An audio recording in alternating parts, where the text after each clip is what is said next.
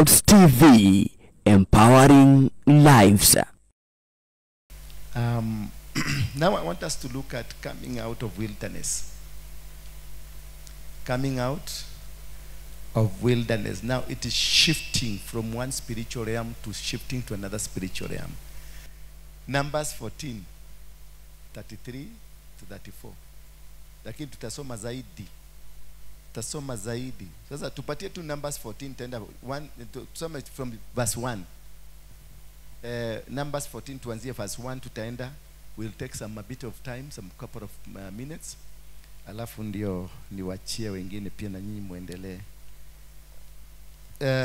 We are looking at the life and times of Moses. Ile kumama, ile kuwa wakaidi, kuwa wakora, making noises, and the punishment that goes with whatever you make noises. Those people who are fighting, backbiting, backstabbing, wale ambao wanazungumza, wanasengenya. You are in this church but maneno ile uko nayo hata shetani akuagi na maneno ile mnakuaga nayo hapa. Baka shetani anaulizaga Mungu, hata hiyo ni yangu kweli? Mungu baka shetani karibu sasa aende biguni because amekudikana ni kuekelewa na ekelewa maneno mengine. Bwana Yesu asifiwe sana. So I'm talking about the consequences of not being obedient to the calling. The consequences of being not obedient to the calling or the anointing you are under. Because you must be obedient. For you to succeed in anything, for you to become anybody, for you to go anywhere, you must be very obedient. Lazima ukue obedient. For you to be in this ministry, you must be obedient. Sio ukora ya hapa na pale. Then all the congregations raised a loud cry, and the people wept that night. They raised a loud cry. Tukiangalia this when these people walikuwa nafanya makelele haya ni wakati Musa, Aaron alikuwa na miaka 83 na Musa alikuwa na miaka 80. Hiyo utaipata kwenye kitabu cha Exodus 7 verse 6 to 7. Na ilifanyika wakati wa pigo la 10, the 10 plagues. Katika pigo la 10 ndio haya maneno yalianza kufanyikana. For the last 37 years wana wa Israeli walizunguka katika mlima mmoja. Na huo mlima ndio nilikuwa nimeenda. Unajua mnafikiria mlima huko. Mlima huko Kakuma, ukifika Kakuma ukienda Juba, that is where I had gone. That's where I was. Huko ndio hiyo milima iko. Waturkana wako na very vivid history of this Bible, the Exodus story. I was taken by them where the Exodus started. Bwana Yesu asifiwe sana. Unajua Egypt haikuwa ya Waarabu. Wewe unajua ndafuta Waarabu. Egypt ilikuwa ya Wasudanisi. Wasudi ndio walikuwa Egyptians. Wasudi ndio walishika watu mateka. Hello. Na wana wa Israeli walizunguka kwenye milima ya Turkana wakipanda mpaka Egypt, Sudan, huko Khartoum, wakizunguka huko. That is where they were moving around. Hiyo milima yote documented in the Bible iko. I saw it. Bwana Yesu, na nitawapeleka. The next move I'm going nataka kwenda na contingent ya watu taenda huko ni kusweat. For that 7 years people of the Israel they gamble. Kugramble ni nini? Kunugunika. Walinugunika for 37 years. And that is what caused them to suffer. Hiyo ndio ilisababisha watu wakakuwa na majonzi, majuto, miaka 37 ya kustagnate. Many of us are stagnated kwa sababu tuna manuguniko ndani yetu. Na hayo manuguniko ndio yanatusababishia. Hakuna wakati mimi mwenyewe kama baba yenu wa kiroho atakuwa 100% clean. Hata mimi ni binadamu tu kama nyinyi. Niko na macho, niko na masikio, niko na viungo vyote ambavyo mko navyo. Mimi niko prone to mistakes. Kwa hivyo kama ulikuja kukopi mimi, ati ulikuja kukopi mimi, ati nikuwe role model yako, umekosea. The Bible say follow me as I follow. Yes, if you discover kwa hii kitu nimesema Yesu hayuko, wachana nako. Usinifuate kwa sababu mimi ni bosi yako, ama mimi ni mkubwa wako, ama mimi ni baba yako ya kiroho. Engage into every word I'm speaking to you. Angalia kama Yesu yuko ndani yake. Kama Yesu hayuko ndani ya hilo neno, niondokee. Fuata lile ambalo liko na Yesu. Bwana Yesu asifiwe sana. Maana mimi ni binadamu, unaenda kujira diona higakarido. Nafuka kajicho. Nafukia kwa watu macho. Ni binadamu. Kwa sababu I am human being. Ninaonaga warebo. Ninaonaga ambao si warebo. Ninaonaga vitu natamania. Na tunaambiwa tusitamanie anything, sio wanawake tu, usitamanie kitu ambacho si chako. Na ninatamanianga. So I am still a human being. I make noises. Dede ruma na kagoko. Giza mukarigo mudoka ka no muhonoku. Because I'm human being. Hata Yesu wakati the part of Jesus that was human, aliona mti inaitagwa mkoyo mbuyu. Aliuonea bali akafikiria huko na matuda. Akaenda. Walikuwa na njaa. Jamaa kufika huko akakuta hakuna kitu. Aliufanyia nini? Aliufanyia maneno mpaka saa hii. Aliulaani mpaka saa hiyo mti inakuwa imelaanika. Bwana Yesu asifiwe sana. Kwa hivyo every human being si perfect. Kila mtu ako na dosari zake. Ako na vitu zake ambazo tunamsumbuaga. Ako na tunyama twake, na huto tunyama ndio tunaendaka tukikatwa. That is why unapelekwa kwenye jagwani. Hiyo jagwa ndio inashughulikia huto tunyama tunakatwa. Na kuna wengine kwa jagwa yao, kwa sababu kulingana na venye ulikuwa napiga makelele, ulikuwa napiga mabishano, unakuta tunyama twako tuko na uchugu. Ndio unaona watu wengine hapa wako na uchugu, wanakuaga wamekuja hapa kukaa. Unajua mtu ana uchugu anakaaga hivi, anakaa na kauzo kingine mpaka unaona huko kuna rigos, mpaka mwili inazoea. Hata akismile unaonaga rigos. Bwana Yesu asifiwe sana.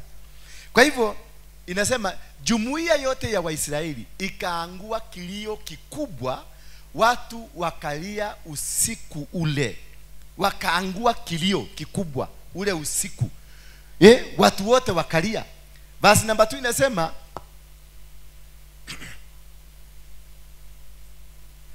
waliwalalamikia Musa na Aaron wakisema, afadhali tungefia Misri, afadhali tungefia papa hapo jangwa,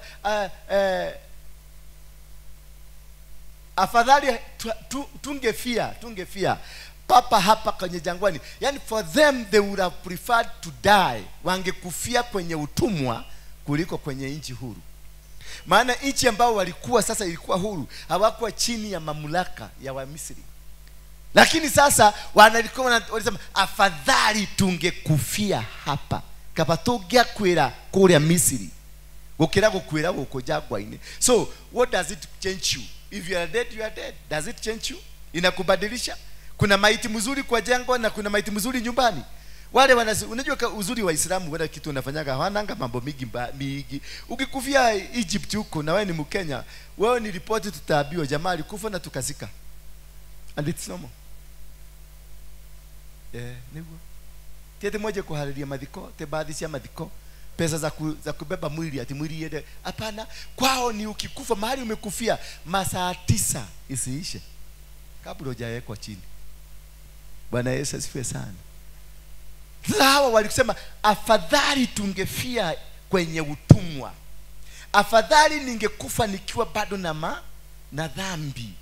Afadhali ningekaa hii kitu, afadhali tusingeachana na ule mwanamume, afadhali nisingeachana na ule mwanamke, afadhali nisingeachana na ile tabia ya uganga, afadhali nisingeachana na gedhito, afadhali nisingeachana na mambo ambayo nilikuwa nimeyazoea kuyafanya. Hiyo ndio ilikuwa ombi lao. Walinugunika kwa Musa.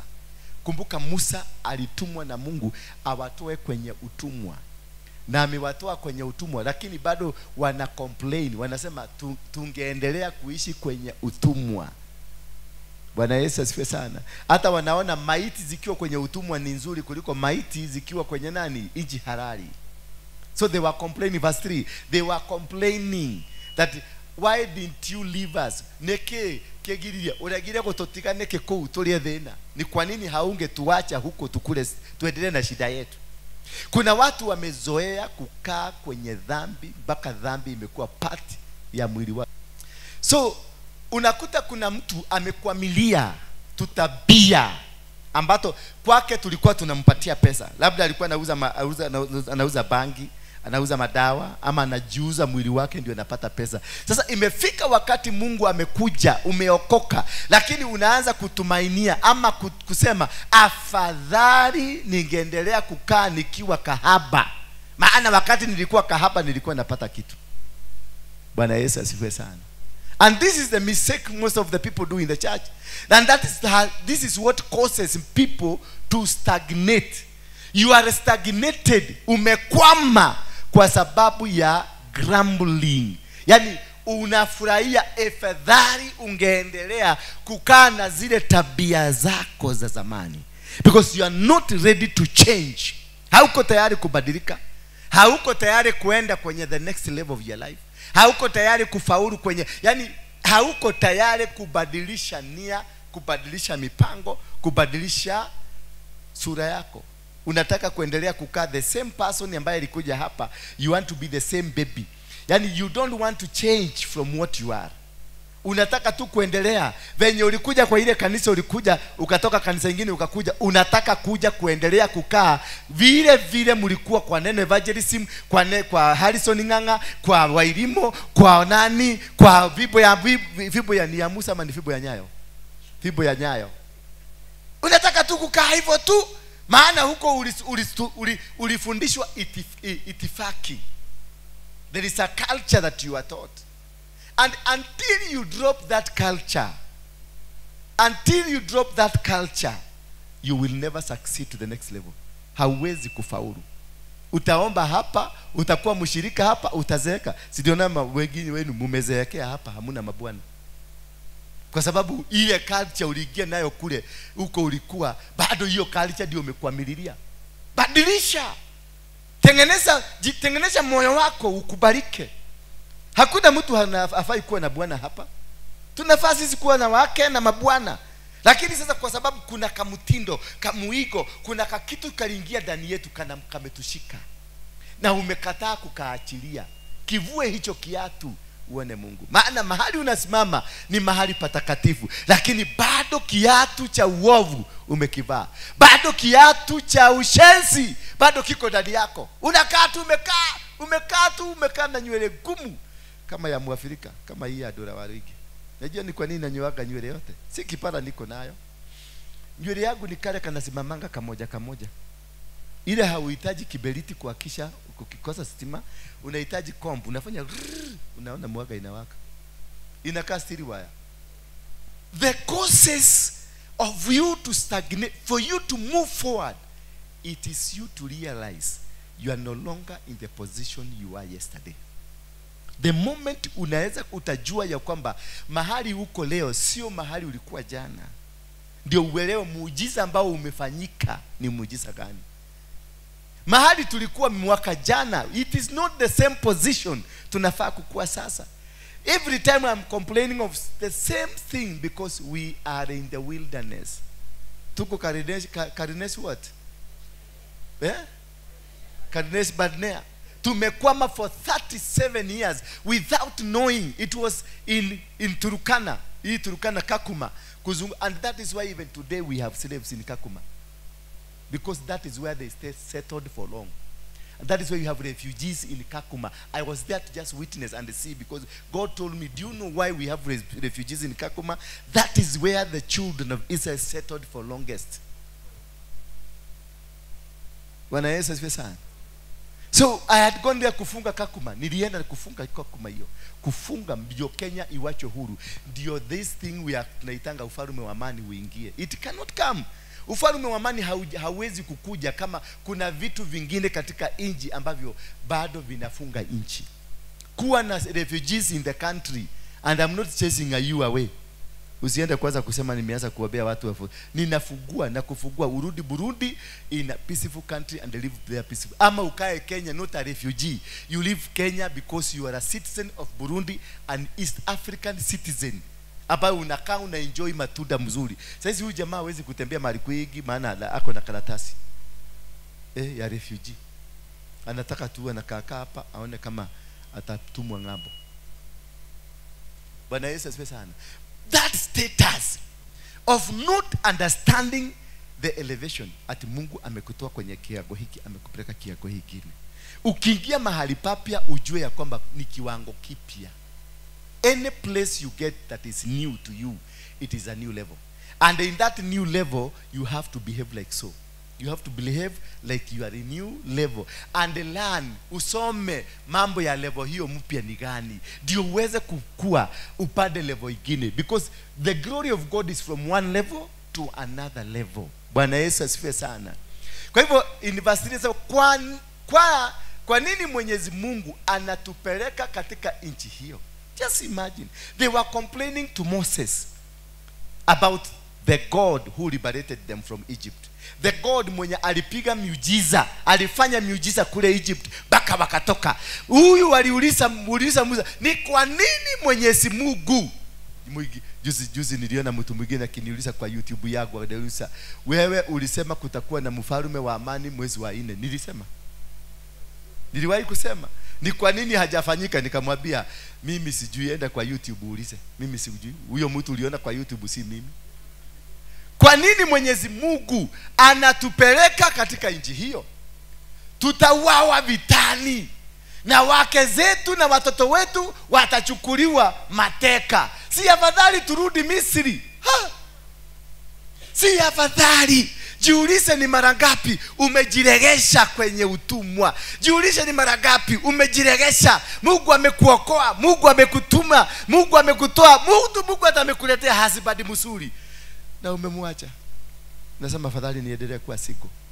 Mungu amekuletea wife mzuri, na bado unaendelea kukomplain, unarudi huko kwa kichaka. Ati afadhali ukiendelea ukae hivyo, maana uone kama huyu ataqualify, uone kama huyu anaweza kaa the type of a woman you are looking about, or the type of a man you are. Which type of a man are you looking for? Umetengeneza wangapi ndio tukombee? No. Tondu ciragia kimundu kiegari uthondekete maiga na mamundu maiga na haria ati maya ni muraringithania na kwenda kimundu takiria. Tengeneza yako ndio utulete kwa Mungu, upelekee Mungu, na mimi nataka kitu kama hii. Lakini kama hawezi kutengeneza yako, hiyo Mungu amekupatia vumilia. Mungu ndiye atakupatia formula ya kucheza formula huko ndani. Atakupatia power na miracles za kujua how to do and to deal with this thing, and you will be able to accomplish. So they complained, na wakasema ni kwa nini Mwenyezi Mungu anatupeleka katika nchi hiyo? Yani mpaka wanatamania wakae Misri. Afadhali wangekufia wapi? Misri. Verse 4, afadhali wangekufia Misri, afadhali wangekaa Misri. Na hiyo ndio culture watu wengi tuko nayo hata hapa kanisani. Unakuta umekataa kabisa kutoka kwenye hiyo nchi ulitoka, kwenye mahali ulitoka, kwenye culture ambayo ulikuwa nayo, kwenye vitabia ulikuwa navyo, bado umevilete. Hiyo usharati ulikuwaga nayo ndio umelete hapa. Basi wakaanza kuambiana. Wakaanza nini? Sasa hapo ndio unajua Mungu amekuondoka. Ndio unajua kanisa imeondokewa na Mungu. Wakati walianza kuambiana. Now huyu akapanda huyu bego, huyu akapanda huyu bego, wakaanza kuambiana. Ukikuta kanisa iko na masegenyo, Mungu alihama. Haleluya. Ukajikuta mdomo yako inaongeaga kuhusu fulani, inaongea kuhusu aposto, inaongea kuhusu nani, inaongea kuhusu, kujua kanisa iliondokewa zamani. Sasa jiulize kama hii kanisa tuko na Mungu. Jiulize. Agnes, jiulize. Mumepata jibu? Mumepata jibu? Nipatie jibu. Inua mkono wako nipatie jibu. Tupatie jibu. Tupatie jibu. Tupatie jibu. Tupatie jibu. Ongea na sauti. Huyu ni msengenyaji. Wewe, tuko na Mungu? Yeah? Yeah? Tuko na Mungu hapa? Tuko na Mungu hapa? Wewe, tuko na Mungu? Hakuna.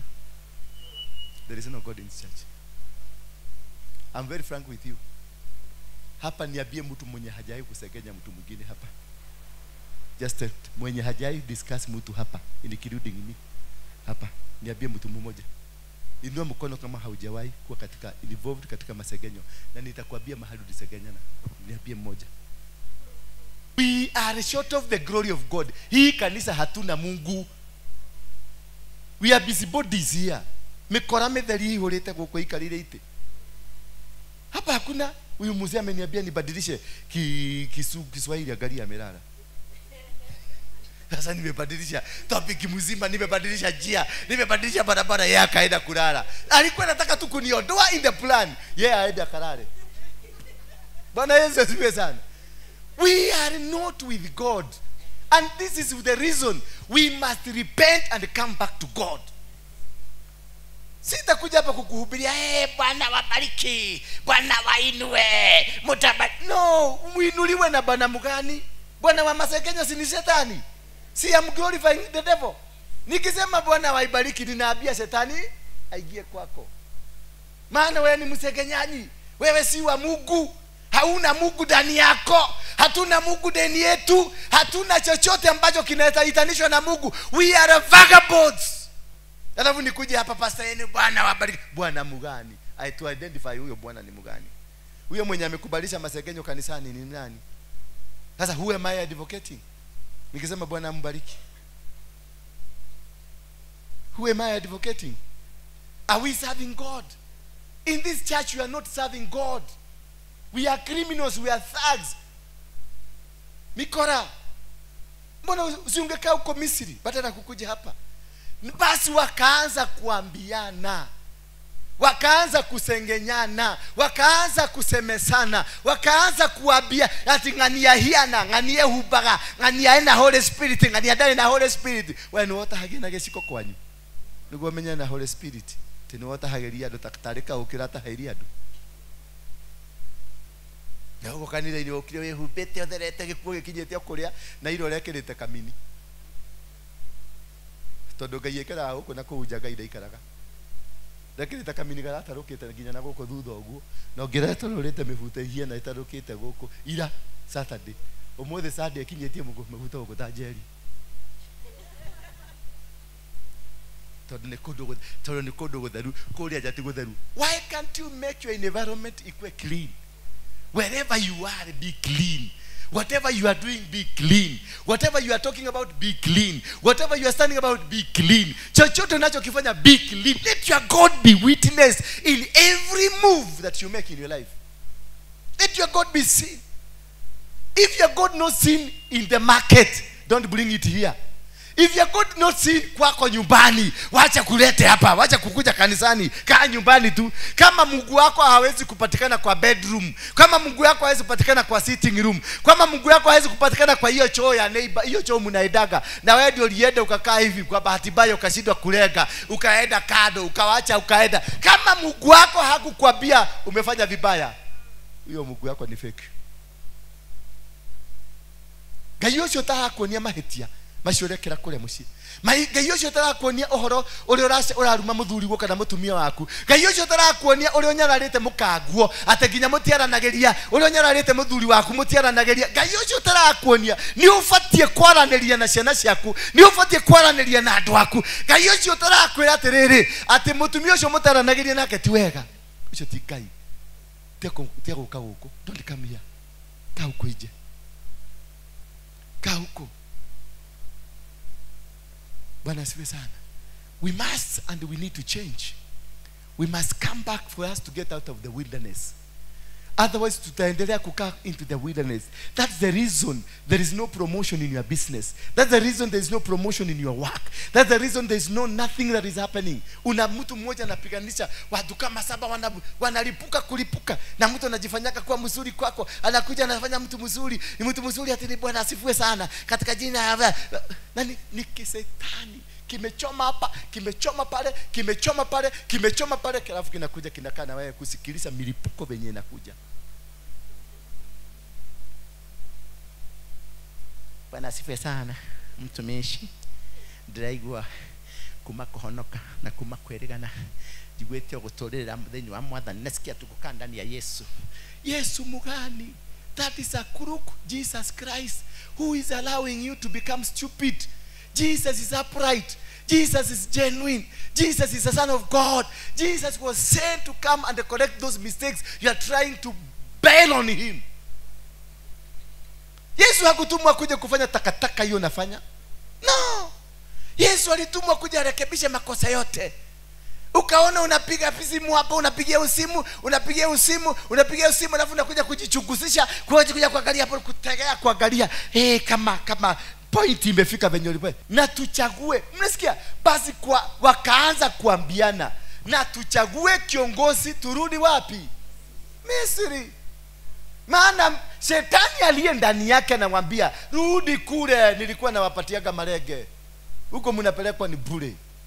Wakaanza verse 5, wakasemezana ya kwamba tuchague tuachane na Musa. Tutigane na Musa.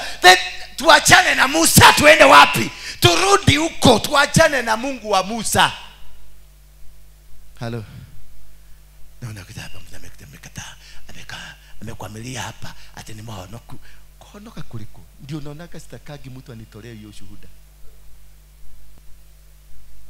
Shuhuda mrefu na ndani yako ni nyoka, chuki, umejawa na chuki, masengenyo, umepiganisha familia mzima. Hakuna mtu anasikilizana na yule mwingine kwenu. Madada zenu wanalimana kulimana, mabrother wanalimana kulimana. Na wewe unakaa tu pale na binocular ukiangalia the effect of your works. Bwana Yesu asifiwe sana. Hapo Moses na Aaron, angalia sasa, wameanza vita na Mungu. Unapoleta masenganyo umeleta vita, umeanza vita na Mungu. Lakini ukiwa na mtumishi mzuri wa Mungu, anakuja kukutetea. Hapo Musa na Aroni wakaanguka kifudifudi mbele ya jumuiya yote ya Waisraeli. Wakaanguka kuona hawa watu hawajui. Ni mara ngapi nimelala hapa chini, ni mara ngapi nimebembea mpaka mimi nakuja na wanunuliaga lollipop. Boy, si uchange, si ubadilike, si ukae venye Mungu anataka.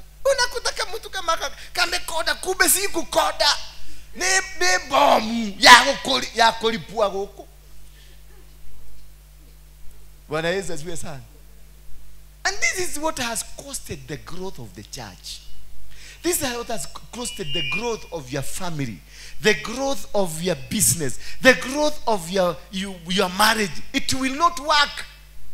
Haitafanya kazi. Hata nikuombe, hata nikuwekelea miguu na mikono, hata nikutolee sadaka, hata nikuinulie madhabahu gani, it won't work.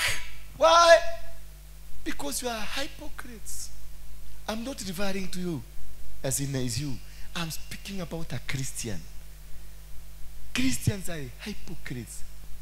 Fight for your own way to get the achievement, heavenly achievements. Fight for your own way. Utoke kwenye jangwa yako. Just gauge uangalie. For how many years have stagnated in business? For how many years have you stagnated in marriage? How many years have you stagnated in ministry? How many years have you stagnated in whatever you are doing? It is because of your character. You have a demonic character. That is what is costing you, because wanasema wakachagua viongozi wao warudishwe Misri. Wakasema we don't want to listen to Moses. We want to have our own leader. Moses is an idiot. Huyo Mungu anatuambia, kwani huyo Mungu haoni venye tunateseka hapa? Huyo Mungu haoni nimekaa miaka mingi bila Bwana? Hata yeye si aone tu mimi ni hata mtu anakuwaka na kiu.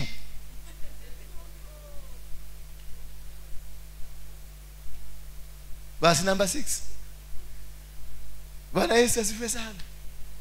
We do things not because we deserve to do things, because we don't want to listen to God. Yoshua mwana wa Nuni na Kalebu mwana wa Yefune, ambao walikuwa miongoni mwa wale watu waliokwenda kuipeleleza nchi hiyo, wakazirarua nguo zao kwa machungu. When they had, kuna watu wanapanga kurudi Misri, na Yeshua ni mtu mmoja ambaye aliona ile ardhi. Bwana Yesu asifiwe sana. Nani mwingine nani? Na Kalebu mwana wa Yefune, ambao ndio waliona ile ardhi ambao wanaahidiwa. Mungu aliwaahidi, nitawapeleka kule Kanani. Hiyo ardhi waliona, waliposikia kuna vikundi. Na ndio nilaka kanisani kuna vikundi. Kuna kikundi hicho, hiki kikundi kikikuja kinapiga hiki kikundi, hiki kikundi kikikuja kinapiga hiki kikundi. Ndio nasikia na ulisia mambo ya itasa, kwa sababu wamelimwa na wamezimwa. Wao wenyewe inside them ni wajuaji. Wao wenyewe ndani yao. Ije yao kuna wakikundi gini inataka kukuja inasema sisi ndio tunajua kuomba. Odokeni tuombe. Mimi najua nimeomba mpaka Mungu amesikia. Hebu tupatie ripoti. Yes, umeomba mpaka Mungu amesikia. Tulikuwa hapa tukisikia. How can we confirm alikusikia? Wewe na Mungu ndio mliongea. Sisi hatukuwa. Tuache hata sisi tufanye nini? Tuombe. Hatutaki kusikia yako. Wewe ndio ulikuwa unaambia Mungu ile maneno ulikuwa unamwambia. Hiyo ni yako na Mungu. Na mimi wacha niambie kwa Mungu wangu nimwambie. Bwana Yesu asifiwe sana. It is all about a conversation between me and God. Not we and God. There is no conversation between we and God. It is a conversation between me and God. That is why huyu nani anakuja Yoshua mwana wa Nuni na Kalebu mwana Yefani ambao walikuwa miongoni mwa wale watu waliokwenda kuipeleleza hiyo inji, wakazirarua nguo zao kwa hiari yao, si kwa hiari ya Musa. Ni kwa hiari yao, maana walielewa na kujua kule kulipo. Walijua kule wanaenda. Waliona na macho yao. They had a history of where they are going. They had an understanding of where they are going. If you don't have an understanding of the kind of God you are worshiping, there is no single day here you will find that God. First of all, you must identify what kind of a God am I worshiping. And na principles za huyu Mungu ni gani? Anapenda nini na hapendi nini? Bwana Yesu asifiwe sana. Niki Ngai yoyo edete na niki atendete. Wakikoro ndui Ngai waku kiria edete na kiria atendete, then you are not worshiping a God. If you don't know the principles of your God, if you don't know the benchmarks of your God, if you don't know the discipline of your God, if you don't know what God likes and what the God does not like, then you don't have a God. Because what is the protocol of your God? Do you know what is the protocol of your God? Mungu yako anaenda kwa kuwashipiwa namna gani? Muislamu akikuja hapa saa 7 ifike, utaona amechukua mkeka, ametafuta kule east iko, ameenda kuangalia kupiga muduru huko. Because they have a protocol. They have a protocol with their God. Sasa what is the protocol of your God? Do you know your God? Unajua Mungu yako? Ama ni kukuja unakujaga every Sunday because Sunday is a routine that we have to come on Sunday. We are in church. Most of you are in church not because you are in church because of God. You are in church because it's Sunday. Na hata hiyo kasadaka yako umebeba, ulikuwa umekapanga kutoka Friday, kutoka Monday, ulikapanga kasadaka kale utakuja kutoa Sunday, umekapanga ni kamia. Mpaka umekaeka kwa bahasha kamezeekea ndani ya bahasha kwa sababu ni kamia. It is not from the spirit of God, but because you have planned every Sunday I have to give 100 bob. Every Sunday I have to give 20 bob. It has become a culture. That's not God. When you make something a culture, that's not God. When you make something that is Holy Spirit guided, that is God. Because God will change dynamics wherever you go. Mungu ambaye alikuwa na Musa is the same God alikuwa na Joshua. Musa alifanya miujiza, Joshua alipigana vita. The same God. Bwana Yesu asifiwe sana. Hii fimbo moja iligeuka ikakuwa nyoka. Ndio hiyo fimbo yaligonga maji, ikapasuka, barabara ikatengenezeka. God is God of changes. So if you make your God anaonekana ni kama ni kitu ni formula. God, your God is not a formula. It is about the protocols. Protocols changes. Zile protocol Ruto atatoka hapa aende nazo Turukana, sio hizo ataenda kwa Wakikuyu. Akienda kwa Turukana anajua ni watu hawajasoma sana, ataenda na tabia za watu hawajasoma sana. Akikuja kwa Wakikuyu anajua ni watu wanaitaka wasapiri. Atadidi na wao kisapiri, atawadanganya kisapiri. So your God will determine, the protocols of your God will determine how you behave when you are with your God. Bwana Yesu asifiwe sana. Hawa walikuwa wanajua ni kukaa raha mstarehe, kukula malenge na kufanya kazi. So they did go with the protocol ya Mungu wa Musa. Walitaka kuenda na protocol ya Mungu ya nani? Ya Egyptian. So walifikiria barabarani wataenda wakiokota marenge. Wakienda bana waliambiwa ile nchi iko na asali, iko na nyama, iko na nini, na vitu vyote vizuri viko vitamu pale. Lakini God will never give you your Canaan or the process to Canaan. God will never give you the process to Canaan. Mungu anakupatia Canaan na mahali huko kwingine hakuambiagi, maana kama akadhubutu kukuambia ile barabara utapita, hata kuanza safari huwezi anza safari. God will never give you, anakupatia destiny yako, anakuambia you are going to become a president, but the process of you becoming that he has told you, he will keep it a mystery. That is now when you walk with the protocols of God. In the middle between where you are and where your destiny is, you walk with the protocols of God. And when you walk with the protocols of God, they will change according to the dimensions of things. Mahali utapata kuna mlima, protocol will change. Ikipika mteremko, protocol will change. Ikipika mahali mzuri, protocol will change. Ikipita mahali hakuna maji, protocol will change. Because you are walking with God. And the protocol of God says that I will never forsake you nor leave you. Meaning, wherever situation, mahali popote utaenda, you will never be forsaken. As long as you are walking with me, as long as you are standing up with me, I will not forsake you. I will not leave you. I will walk with you in whatever that you are doing. Bwana Yesu asifiwe sana. And God, for all the year, they were in the wilderness.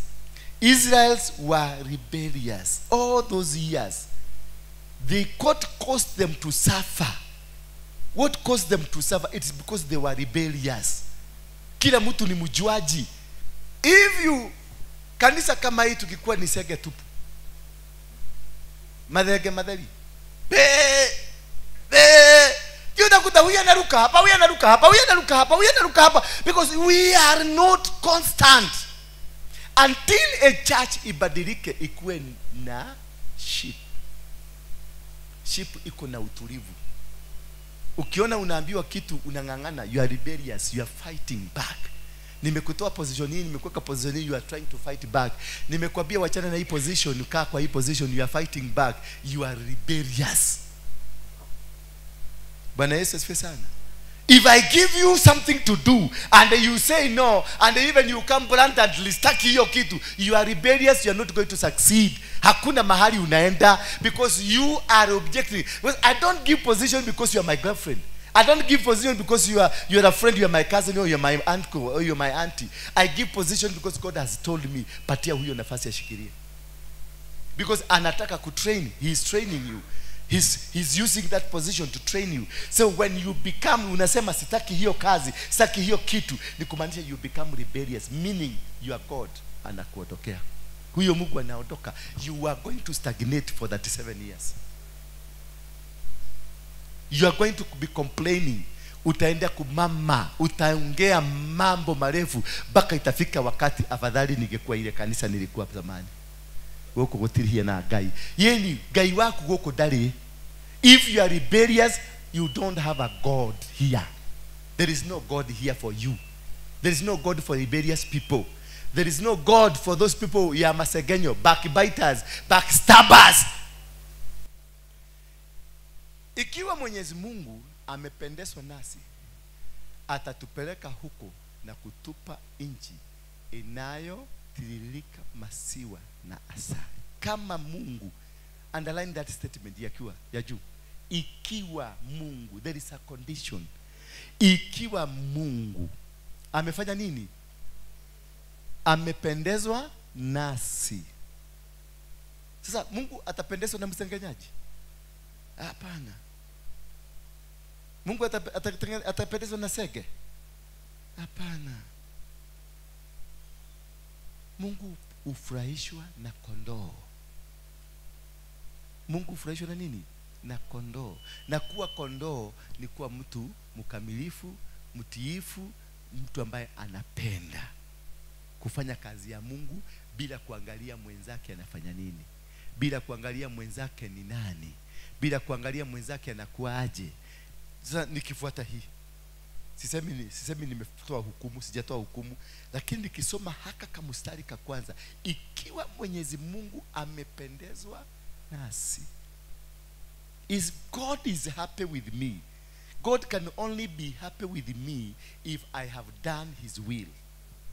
kama nimekaa mapenzi yake na kama nimeshughulikia watu wote kulingana na mapenzi ya Mungu yake. That is only the time God will be happy with me. And if God, ikiwa Mwenyezi Mungu amependezwa na mimi, hello, kama amependezwa na nani? Na mimi, kulingana, ameniangalia kwenye daftari lote, ameniangalia kwenye mipango yote, ameniangalia kwenye njia zote, na akaona ninastahili. Bwana Yesu asifiwe sana. Akiona nitastahili, atatupeleka huko na kutupa nchi inayotiririka maziwa na asali. Yani atakutoa kwenye jangwa yako. Hello. Kama Mungu atafurahishwa na wewe, atakuondoa kwenye jangwa yako, akupeleke kwenye nchi iliyo na asali, nchi iliyo na amani, nchi iliyo na upendo, nchi ambayo atakupatia hifadhi nzuri, atakupatia mipango mizuri. In the book of Numbers, tuangalie Numbers 14. Hiyo tuko 14 verse 11. Just look at verse 11. Just go to verse 11. Kisha Mwenyezi Mungu, angalia sasa, alimwambia Musa, watu hawa watanidharau mpaka lini? It's a big question Moses was asked by God. For how long these people in the synagogue mutadharau Mungu? For how long? It's God who is asking you a question. He's rebuking you. For how long? Mo wekaga yo madharau ginyare. Ni Musa. Mungu anauliza Musa, for how long? Mungu anauliza. Kisha Mwenyezi Mungu alimwambia Musa, watu hawa watanidharau mpaka lini? Na mpaka lini wataendelea kutoniamini hata pamoja na miujiza yote niliyotenda kati yao? All these things that you've seen God doing, you still can't believe. You still can't see me, I'm a man of God. You still can't see me that God has sent me to you. Then why will you come and be sitting here? If you are not going to live the way God has called you, when he sent you to me, he sent you with a message. He sent you that man, it's my man. That is where you trusted me. That is where you came. So sit and not be rebellious to me. Because the more you become rebellious to me, you are becoming rebellious to God. And God was not complaining because these people have been rebellious to him. He was complaining because they have become rebellious to Moses. That is why he asked Moses, kisha Mwenyezi Mungu alimwambia Musa, watu hawa watanidharau mpaka lini? Adwaya meko nidharau ginyari. Nega yuroria. Tiga imunadharau. Ne mutumishi Musa alidharauliwa. Di Mungu akakuja akasimama. Hawa adwaya meko nyararithia ginyari. Because when unanyarara Musa, unanyarara nani? Mungu. And this is the spirit of rebellion that causes you to stagnate. You are stagnating, not because you are not a Christian, not because you don't come to church, not because you don't pray, not because you don't give your tithes, not because you don't give your sacrifices. You give all of them. But the spirit that is in you is of rebellion. You will still stagnate. No healing will come to you. Hakuna badiliko litakuja. Hakuna. Akasema, ni mpaka lini wataendelea kutoniamini hata pamoja na miujiza yote niliyotenda? Kwani alitenda kupitia nani? Alitenda kupitia Musa. Kwa hivyo, he is complaining on behalf of his servant. Bwana Yesu asifiwe sana. Huyu Mungu hapigi makelele kwa sababu yake. He is complaining on behalf of the person that he sent. That person that was sent to you by God, God will defend him. And he will cause you to stagnate for 37 years in the wilderness. Verse number 20, verse, hapo tumeona God complaining. Verse number 13, please, quickly, because time is not our side. Lakini Musa akamwambia Mwenyezi Mungu, uliwatoa watu hawa nchini Misri kwa nguvu zako. Wa Misri watakaposikia kwamba umewatenda hivyo watu wako. 14. Watawapasha habari wakazi wa nchi hii, maana watu hawa wamekwisha pata habari kwamba wewe, Mwenyezi Mungu, u pamoja nasi. maana wewe Mwenyezi Mungu unaonekana waziwazi wingu lako linaposimama juu yetu, na kwamba wewe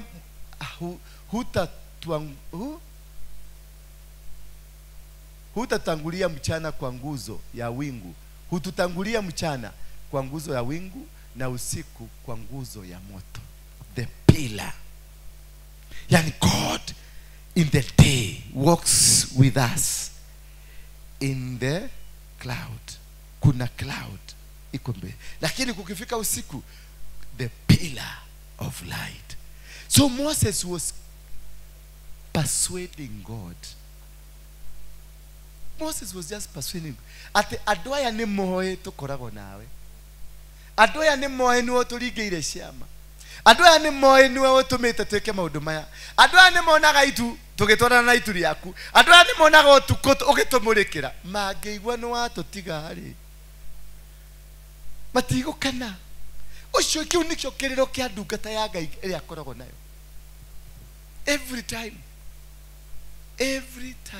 kiu nikio kiriro kia ndungata ya Ngai akigeria kunyita moko Ngai ati adoya ni moe. Hawa watu wanajua unakuaga na sisi, hawa watu wanajua tuendapo mchana tunatembea na wingu lako, tuendapo usiku tunatembea na mwanga wako. Wanajua Mungu leo magehetia maigwe maigwe hanini ate ni watorekia gikeno kira kigikoro gikene kinene muno. For how long will Moses be fighting for you? Na huyo Moses ndio mumekejeli. Moses was reasoning with God. He was bringing some logic to God. If these people know that you have abandoned us, hata wewe watakuchekelea. Hallelujah. Hata wewe Mungu hawataona wewe ni kama Mungu, hawataona wewe ni kama mahali unaenda, because they will see their God walikuwa natuliga nayo ameaguka. Hebu uliza Mungu, uliza mtu mwenzako hapo, unaweza penda Mungu atuondoke?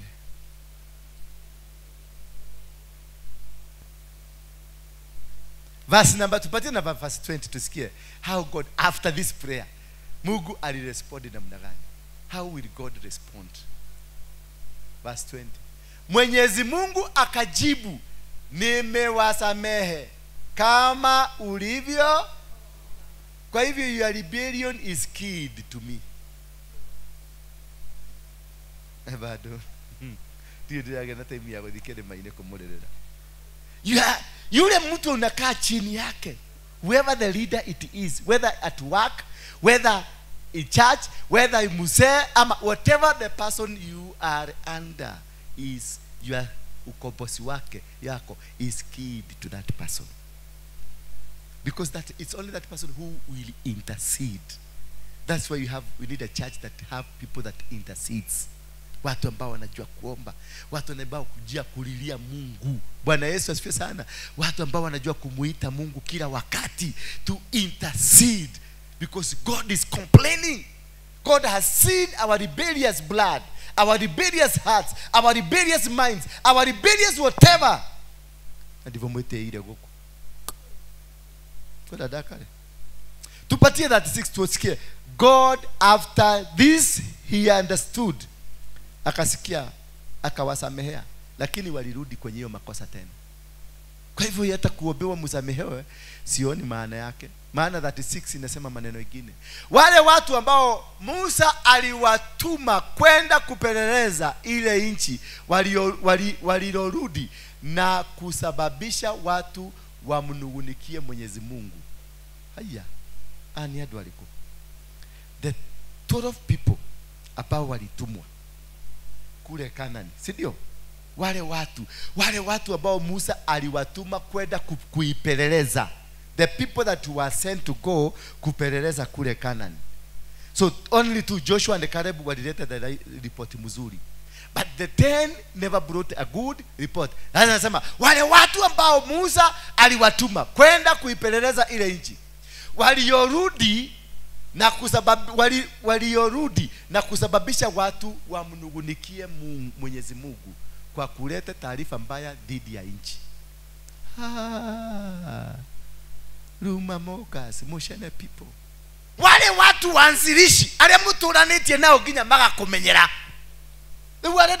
Wale watu ambao mumekaa na wao wamekuzoea, hao ndio wameleta ripoti mbaya, wakapatia watoto wageni, wakawaambia ya kwamba wao maneno sio mzuri, hatire na Ngai tigana kimundu kiu tondu niwokire ku niwagerire to imoje twakuze twarigie kuruta wira riu wana twagethi noyo hari ukamwita uka niramenya Grace no irima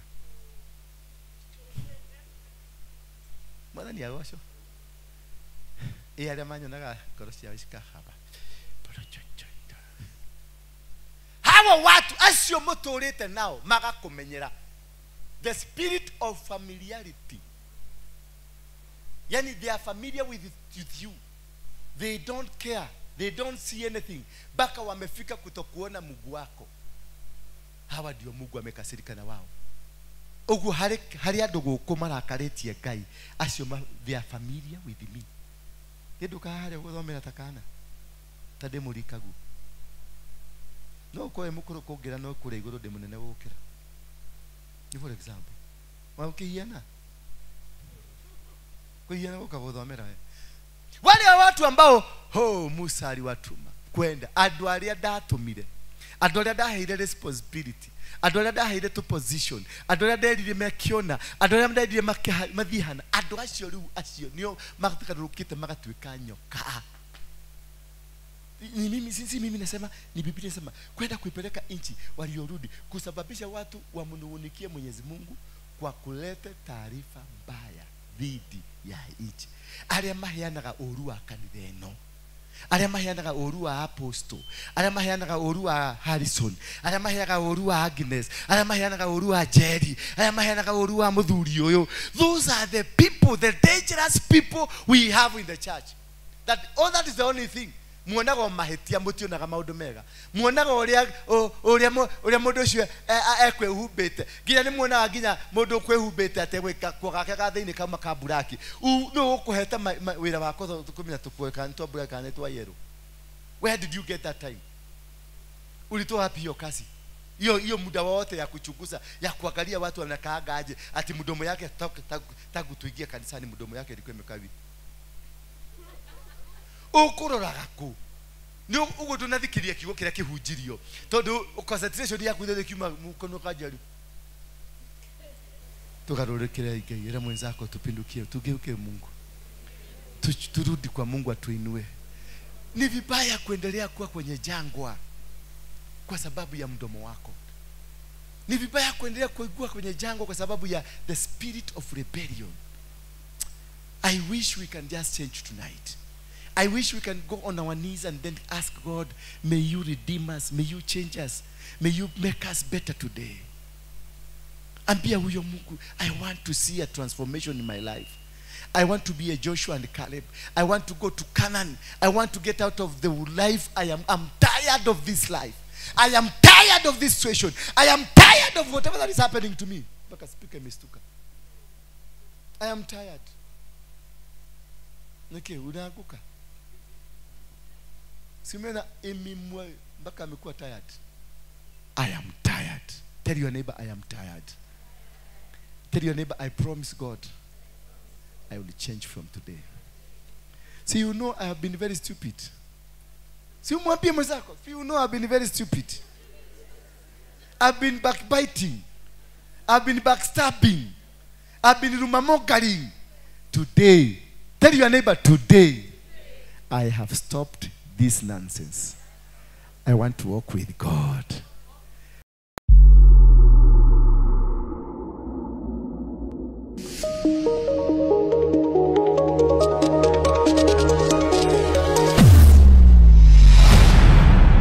Bethel Clouds TV, empowering lives.